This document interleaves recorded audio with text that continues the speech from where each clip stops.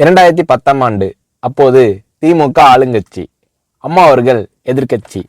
ஒரு பெரிய மிரட்டல் விடுத்து அம்மா அவர்களுக்கு எதிராக மதுரை மாவட்டத்தில் பல இடங்களில் போஸ்டர் ஒட்டியிருந்தார்கள். அந்த போஸ்டரில் அம்மா அவர்கள் மதுரைக்கு வந்தால் திரும்பி செல்ல மாட்டார், மதுரைக்கு அம்மா அவர்கள் வரக்கூடாது என்று மதுரை மாவட்டத்தில் பல இடங்களில் அந்த போஸ்டரை ஒட்டி பெரிய மிரட்டல் எல்லாம் கொடுத்தார்கள். அதேபோல் ஜெயா டிவிக்கும் மிரட்டல் தொலைபேசிகள், மிரட்டல் கடிதங்கள் வந்து கொண்டிருந்தது. ஜெயா டிவியின் செய்தி பிரிவினர் இந்த மிரட்டல்களை பற்றியெல்லாம் தியாகத்தலைவி சின்னம்மா அவர்களிடம் சொல்லி அம்மா அவர்களின் கவனத்திற்கு கொண்டு சென்றார்கள்.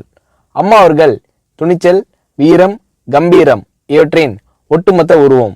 அதனால் புரட்சி தலைவி அம்மா அவர்கள், நான் மதுரைக்கு போய் தீருவேன், பொதுக்கூட்டத்தில் பேசியே தீருவேன், எது நடந்தாலும் எதிர்கொள்கிறேன் என்று சொல்கிறார்கள். ஒரு கட்டத்தில் ஜெயா டிவிக்கு மிரட்டல் எப்படி வருகிறது என்றால், ஜெயா டிவியின் அலுவலகத்தை வெடிகுண்டு வைத்து தகர்ப்போம், அம்மா அவர்கள் மதுரைக்கு வந்தால் ஜெயா டிவியை ஒழிப்போம், இப்படியெல்லாம் நிறைய மிரட்டல்கள் தொலைபேசியின் வாயிலாகவும் கடிதத்தின் வாயிலாகவும் வந்து கொண்டிருக்கிறது.